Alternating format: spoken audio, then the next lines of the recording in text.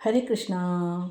ശ്രീ ലളിതാ സഹസ്രനാമ സ്തോത്രത്തിലെ ദേവിയുടെ 66-ാമത്തെ നാമമായ സമ്പത്കരീ സമാരൂഢ സിന്ദൂരവ്രജ സേവിത.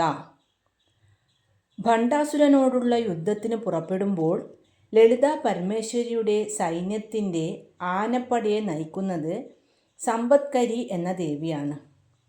രണകോലാഹലം എന്നു പേരുള്ള വലിയൊരു ആനപ്പുറത്ത് ഏറിയാണ് സമ്പത്കരി ദേവി വരുന്നത്. ഈ ദേവിയുടെ നേതൃത്വത്തിലുള്ള കോടിക്കണക്കിന് ആനകളുടെ സൈന്യം ലളിതാംബികയുടെ രഥത്തിന് മുന്നിലായി അകമ്പടി സേവിച്ച് സംരക്ഷണം നൽകുന്നു. തന്ത്രശാസ്ത്രപ്രകാരം സമ്പത്ത് എന്നാൽ വെറും പണമല്ല, മറിച്ച് നമ്മുടെ ഇന്ദ്രിയങ്ങളുടെ മേലുള്ള നിയന്ത്രണമാണ്. ആന എന്നത് അടക്കാനാവാത്ത മനസ്സിൻ്റെയും ഇന്ദ്രിയങ്ങളുടെയും പ്രതീകമാണ്. സമ്പത്കരി ദേവി ആനയെ മെരുക്കി അതിൻ്റെ മുകളിൽ കയറിയിരിക്കുന്നത് പോലെ ദേവിയെ ഉപാസിക്കുന്ന ഭക്തന് തൻ്റെ ഇന്ദ്രിയങ്ങളെയും മനസ്സിനെയും പൂർണ്ണമായി നിയന്ത്രിക്കാനുള്ള ആത്മസംയമനം എന്ന വലിയ സമ്പത്ത് ലഭിക്കുന്നു. ദേവിയുടെ കയ്യിലെ അങ്കുശമാണ് സമ്പത്കരി ദേവിയായി മാറുന്നത്.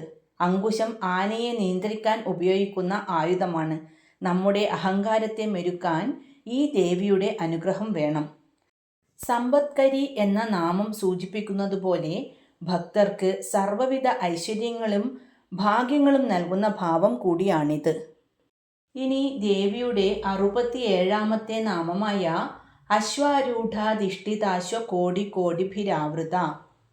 ഭണ്ഡാസുര വധത്തിനായി പുറപ്പെടുമ്പോൾ ദേവിയുടെ കുതിരപ്പടയെ നയിക്കുന്നത് അശ്വാരൂഢ ദേവിയാണ്. അപരാജിതം എന്നു പേരുള്ള അതിവേഗതയുള്ള കുതിരയുടെ പുറത്താണ് ഈ ദേവി സഞ്ചരിക്കുന്നത്.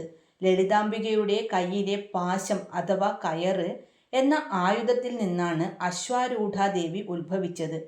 ഈ ദേവിയുടെ കീഴിലുള്ള കോടാനുകോടി കുതിരകളുടെ സൈന്യം ലളിതാ പരമേശ്വരിയുടെ രഥത്തിന് ചുറ്റും കാവലായി നിൽക്കുന്നു. ഭഗവത്ഗീതയിലും ഉപനിഷത്തുക്കളിലും നമ്മുടെ ഇന്ദ്രിയങ്ങളെ വേഗതയേറിയ കുതിരകളോടാണ് ഉപമിച്ചിരിക്കുന്നത്. കുതിരകളെ പാശം കൊണ്ട് കെട്ടിമെരുക്കുന്നത് പോലെ നമ്മുടെ നിയന്ത്രണം വിട്ടു പായുന്ന ഇന്ദ്രിയങ്ങളെ ഭക്തിയാകുന്ന കയറുകൊണ്ട് കെട്ടി ശരിയായ വഴിക്ക് നടത്താൻ അശ്വാരൂഢ ദേവിയുടെ ഉപാസനയിലൂടെ സാധിക്കും.